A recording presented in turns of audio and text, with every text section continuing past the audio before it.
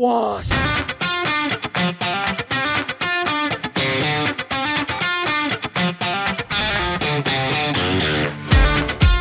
저는 지금 미 중부 휴스턴에 와 있습니다. 거기가 어딘데요? 여기는 말이죠. 아는 사람은 아는 그 유명한 대사. 이 실시간으로 교신되던 나사 린든 B 존슨 우주센터가 위치한 바로 그곳입니다. 제가 나사를 다 오다니 정말 감회가 새롭네요. 그런데 제가 여길 왜 왔냐고요? 우주를 사랑하는 제 구독자분들을 위해 요런 것 또 요런 것 또 요렇게롬한 것들을 보여드리기 위해 왔습니다. 그런데 뜬금없이 웬 나사래? 사실 영 뜬금없는 건 아니에요. 지난 괴활병과 우주 콘텐츠에 이어 실제 우주 개척을 위해서 우리 인류가 무엇을 하고 있나를 보기 위해 온 것이죠. 그런데 지난 콘텐츠를 보신 분들께서는 아시겠지만 사실 저희만 온 것은 아니고요. 오늘은 특별히 이 친구들과 함께 왔습니다. 이 친구들은 누군데요? 이 친구들은 말이죠. 무수히 많은 경쟁자들의 경쟁을 뚫고 한국과학창의재단과 주식회사 보령이 공동 주관한 대회 히스유스 프로젝트에서 수상을 한 요약하자면 과학 인재들이에요. AI를 기반으로 안압의 위험이 도달했을 때 그걸 알려주는 시스템을 만들고 인공중력 생성 장치를 만들어서 그를 예방하는 기구에 대해서 연구한 별누리 팀의 홍유진입니다. 저희 팀은 항산화제들의 조합을 통한 우주방사선으로 인한 여러 세포 노화 등을 개선하고 억제할 수 있는 방법에 대한 연구를 진행을 했고, 향기로운 우주팀은 우주 환경에서 우주 비행사들의 환경을 도울 수 있는 향기를 연구하고 있습니다. 그런데 히스유스가 뭐예요? 히스는 말이죠. 어떤 병에 걸릴까? 그 병에 걸렸을 때 어떻게 하면 그걸 낫게 할까? 그래서 최대한 많은 사람을 보낼 수 있는 기술을 우리가 확보를 하고자 하는 게 휴먼즈 인 스페이스입니다. 라고 합니다. 더 이상 우주는 바라만 보는 곳이 아니고 우리가 영위하고 도전하고 살아갈 곳이니 우주에 인간이 가면 어떤 부작용이 있고 어떻게 아프며 그것들을 어떻게 과학적으로 극복할 수 있을 것인지를 연구하는 것. 그것이 바로 휴먼즈 인 스페이스 프로젝트, 우주 안에서의 인간 프로젝트입니다. 그러니까 쉽게 말해 히스유스는 장차 미래의 우주 기술을 연구하고자 하는 우리나라 꿈나무 과학자들의 아이디어 컴피티션이었다 이 말이죠. 그 컴피티션에서 이 친구들이 입상한 것이고요. 이 친구들 덕분에 저도 덩달아 이번 투어에 참여할 수 있게 되었다고 해도 과언이 아니에요. 그래서 이번 영상은 이 멋진 친구들과 함께 우주 기업들은 대체 무엇을 연구하고 있고 그들의 계획은 무엇이며 앞으로 우리는 뭘 할 수 있게 되는 것인지 여러분들에게 보여드리도록 하겠습니다. 그럼 만나보시죠.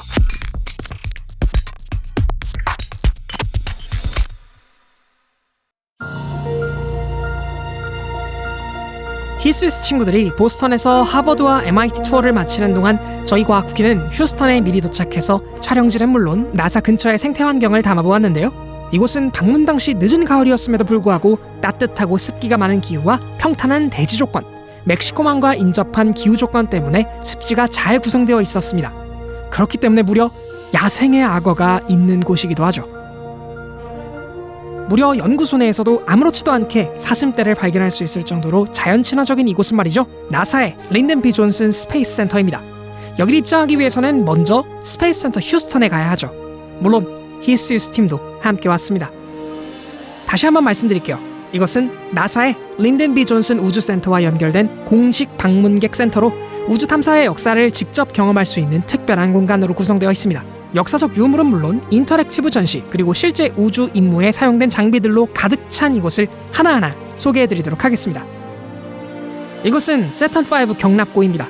경납고 안에 들어서면 가장 먼저 눈에 띄는 것이 바로 CSM, 사령선과 서비스 모듈인데요. 이 작은 모듈은 단순한 장비가 아니라 인간의 집념과 과학의 결정체라고 할 수 있습니다. 달에서 돌아오는 길은 한치 오차도 용납되지 않는 극한의 여정이잖아요. 그런데 이 작은 모듈 하나가 그 한치에 용납되지 않는 오차를 극복하고 우주 비행사들을 집으로 되돌려준 장본인이자 지구로 돌아가는 집이 되어주었던 것이죠. 그리고 그 뒤로는 세계에서 가장 크고 강력했었던 로켓 세턴5가 전시되어 있습니다. 길이 111m에 달하는 거대한 크기를 직접 체감할 수 있었죠. 세턴5라고 하면 여러분은 무엇이 떠오르시나요? 인류를 달로 보낸 아폴로 프로젝트의 심장, 세계에서 가장 강력한 로켓으로 꼽히는 세턴5 로켓은 우주 탐사의 상징 그 자체라고 할 수 있습니다. 세턴5 로켓은 1967년부터 1973년까지 총 13회 발사되었으며 그중 11번은 완벽한 성공을 거둔 그야말로 과학과 공학의 정점이라고 할 수 있어요. 특히 아폴로 11호가 이 로켓을 통해 달에 도달하며 인류 최초로 It's one small step for man, one giant leap for mankind. 이라는 명언의 동력이 되어준 로켓이기도 합니다. 세턴5는 3단 로켓 구조로 설계되었으며 각 단들이 위치한 이곳 경납고에서는 각각의 역할과 엔진 기술을 자세히 살펴볼 수 있습니다. 1단 로켓의 엄청난 추진력부터 3단 로켓의 섬세한 궤도 조정까지 모든 기술이 이곳에 담겨 있습니다. 건물 외부에는 세턴5의 메인 엔진 F1을 확인할 수 있기도 했는데요. 지구상에서 가장 큰 로켓 엔진이었던 F1의 추력은 약 6.7톤의 물체를 밀어낼 수 있는 수준입니다. 그런데 여러분, 세턴5의 5가 무슨 의미인지 혹시 알고 계셨나요? 저는 이번에 처음 알았는데요. 어떤 로켓 뒤에 붙은 숫자는 관용적으로 그 로켓의 엔진 수를 의미한다고 합니다. 세턴5의 1단 로켓은 바로 이 F1 5개가 병렬적으로 붙어있어 세턴5가 된 것이죠. 그리고 이 F1이 5개 병렬로 붙은 이 1단 로켓의 추진력은 무려 33.4톤. 어마어마하죠? 같은 맥락으로 스페이스X가 최초로 성공시킨 발사체 재활용을 위한 역추진 로켓 기술의 상징과도 같은 존재 팔콘9의 숫자 9도 발사체에 탑재되는 엔진의 개수라는 것을 실물 전시에서 확인할 수 있었습니다. 이 캡슐은 1965년 고든 쿠퍼와 피트 컨레드가 함께 우주로 떠났던 제미니 5호 캡슐입니다. 우주에 머무는 시간이 길어질수록 생기는 문제들을 실험하고 해결 방안을 연구했던 이 프로젝트는 달 탐사를 위한 필수적인 발판이 되어주었다는 의미를 안고 있죠. 수많은 아폴로 프로그램의 대미를 장식했던 미션은 몇 호였을까요? 바로 아폴로 17호입니다. 1972년 진 서넌, 로널드 에번스 그리고 해리슨 슈미트 박사와 함께 5마리의 쥐가 이 모듈에 탑승해 달 궤도를 75번 비행했습니다. 세계 최초로 우주 쥐가 탄생했던 순간이기도 했죠. 달에 착륙하려면 어떻게 해야 할까요? 나사의 린든비 스페이스 센터에서는 바로 이 테스트용 착륙선으로 훈련하며 가능성을 시험했습니다. 아폴로 우주인들이 지상에서 철저히 준비했던 증거들 중 하나이죠. 마찬가지로 달에서 탐사가 가능하도록 하는 달 탐사차에 대한 훈련도 이행되었는데요. 탐사차를 완벽히 다룰 수 있도록 우주 비행사들이 지상에서 어떻게 훈련했는지도 확인해 볼 수 있었죠. 여러분들께서는 달을 만져본 적이 있나요? 이곳에 전시된 만질 수 있는 월석, 달 터치스톤은 전 세계적으로 8개밖에 없는 진귀한 유물들 중 하나입니다. 직접 손으로 느끼는 달의 역사를 곧 있으면 인류가 직접 만끽할 수 있는 순간이 오게 될까요? 미국 최초의 우주정거장 스카이랩의 모든 장비를 지상에서 훈련했던 스카이랩 1G 훈련기도 빼놓을 수 없죠.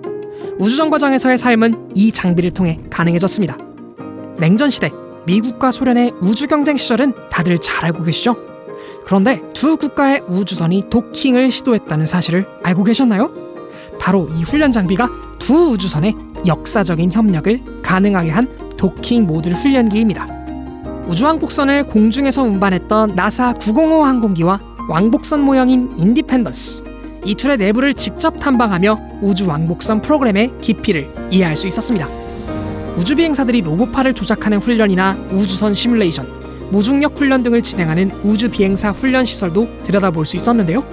ISS의 실물 크기 모형도 이곳에 전시되어 있어 새로운 우주비행사들이 우주에서의 생활을 간접적으로 이해할 수 있도록 되어 있었습니다. 그리고 마지막으로 이곳의 하이라이트, 아폴로 11호의 달 착륙과 아폴로 13호의 기적같은 귀환이 이뤄진 바로 그 미션 컨트롤 센터를 볼 수가 있었는데요. 그 당시의 긴박함을 담은 다큐멘터리와 함께 실제 시설들의 재현 상황을 만나볼 수 있는 아주 놀라운 경험을 했는데, 제가 미국인이었다면 벅차오르는 묘한 감정을 느꼈을지도 모르겠습니다. 인류의 우주에 대한 도전 과제는 정말 다양하고 방대한데요. 대단한 것은 스페이스X를 기점으로 민간에서는 도저히 상상할 수조차 없었던 달 탐사에 관한 미션들을 이제는 직접 도전할 수 있게 되었다는 것입니다.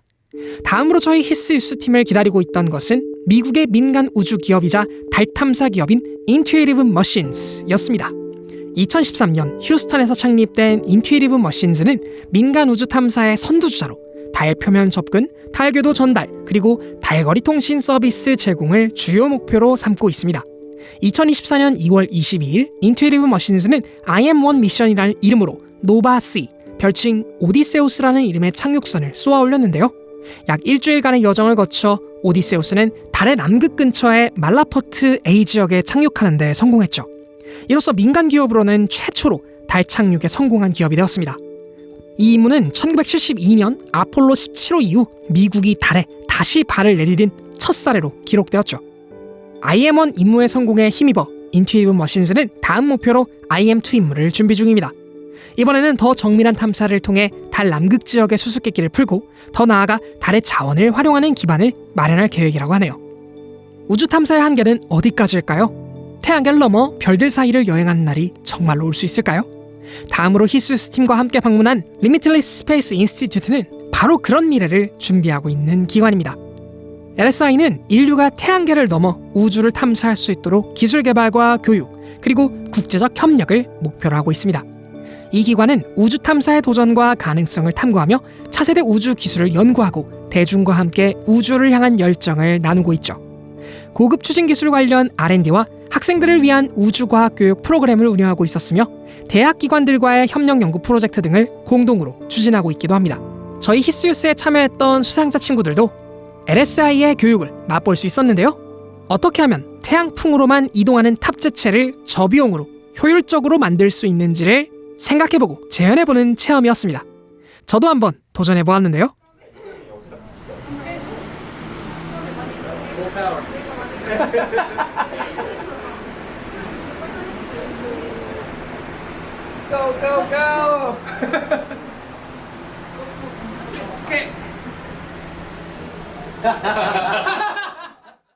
다행히 아이들 앞에서 체면이 구겨지는 일은 없었네요. 현재 화학 로켓으로는 별들 사이를 여행하기에는 시간이 너무 오래 걸립니다. 이를 해결하기 위해 LSI는 고급 추진 기술을 연구하며 새로운 가능성을 열고 있습니다. 1단계로 핵에너지를 활용해 추진하는 방식의 연구를 통해 기존 연료의 한계를 뛰어넘고 더 먼 거리를 탐사할 수 있는 기술을 연구하고, 2단계로 화학연료 대신 플라즈마나 이온을 사용하여 지속적인 가속을 가능하게 하는 전기 추진 시스템을 고려하고 있으며, 나아가 고차원의 단계로서 워프 드라이브라는 상대성 이론에 기반한 추진 방식에 대해서도 교육하고 있습니다. 워프 드라이브는 시공간을 굴절시켜 빛보다 빠른 이동을 가능하게 하는 개념인데요. 이 기술이 실현된다면 항성간 탐사의 시간과 비용 문제를 극복할 수 있을 것입니다. 마지막으로 저희 팀이 방문한 곳은 스페이스X와 나사와도 다양한 방식으로 협력하고 있는 유명 민간 우주기업 액션 스페이스입니다. 액션 스페이스는 수많은 우주 개발에 참여하고 있는 우주 관련해서는 손에 꼽을 수 있는 거대한 기업으로, 크게는 상업용 우주정거장 기술, 우주 관광 및 상업적 우주비행, 우주연구와 산업개발이라는 세 가지 테마를 중점적으로 추진하고 있는 기업입니다. 세계 최초의 민간 상업용 우주정거장을 개발 중이며, 국제우주정거장의 퇴역 이후 지구 저궤도에서 인간 활동을 지속시키는 데 중요한 역할을 해줄 것으로 기대하고 있습니다. 민간인이 우주를 관광할 수 있는 시기는 언제쯤일까요? 분명한 것은 액션 스페이스가 그 일을 앞당기고 있다는 것입니다. 액션 스페이스는 민간인을 대상으로 한 우주 비행 프로그램을 운영하며 우주를 경험하고 싶은 사람들을 위한 보다 다양한 기회를 만들어가기 위한 노력을 이행하고 있는 기업입니다. 또 기업과 연구기관들이 액션 스페이스의 우주 플랫폼을 이용해 우주에서 실험과 연구를 진행할 수 있도록 지원하는 일도 이행하고 있죠.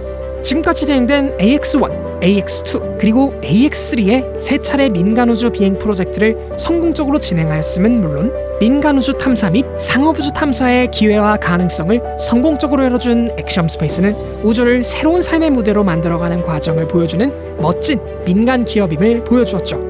우주 비행사가 입는 우주복과 우주정거장은 단순한 장비가 아닙니다. 그것들은 우주에서의 생존과 임무 성공을 위한 핵심 기술의 집약체인데요.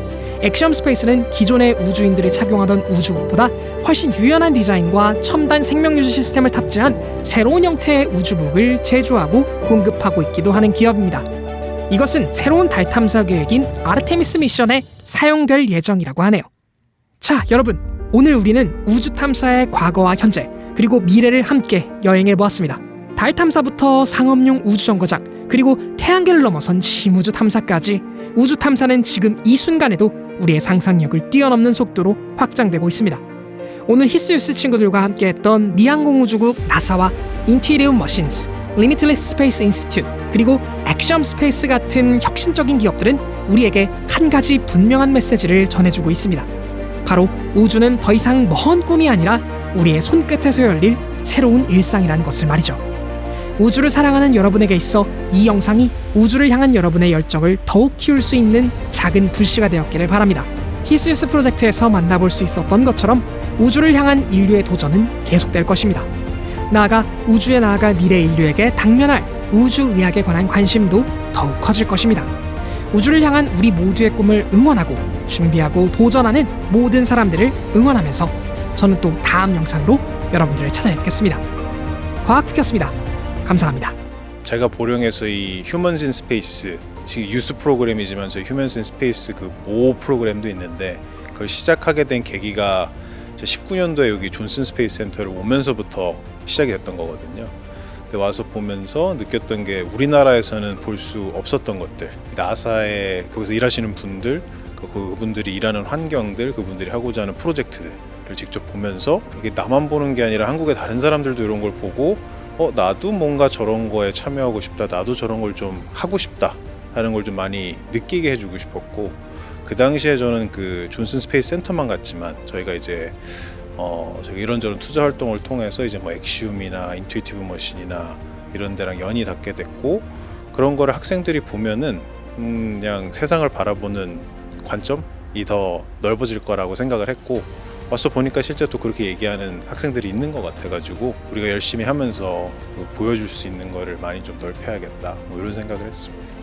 집합교육 당시 이소연 박사님이 하셨던 말씀 중에 지금 당장 산업에 뛰어들기 위해서라면 절대 학생들을 쓰지 않고 당연히 연구자들과 기업을 쓸 것이다. 하지만 우리가 왜 학생들에게 이런 저변을 넓히는 일에 집중을 하는가에 대해서는 우주 산업이 짧게 1, 2년 안에 완성되지 않을 거라는 걸 모두가 알고 있고, 10년, 20년 혹은 30년 넘게 이 산업을 이끌어갈 친구들이 오히려 더 많은 기회를 얻게 된다면 우리가 지금 하고 있는 일이 헛되지 않을 거라는 믿음이 있고, 우리나라가 조금 더 미국처럼 많은 것들을 알고 우주라는 그 단어 자체가 아이들에게 조금 더 가까운 단어였으면 좋겠다는 그런 마음으로 시작을 하게 되었고, 어떤 친구들은 공학자가 될 테고, 어떤 친구들은 법률가가 될 테고, 어떤 친구들은 예술가가 될 텐데 우주로 하나가 될 수 있는 우주라는 단어가 가까워졌으면 좋겠다.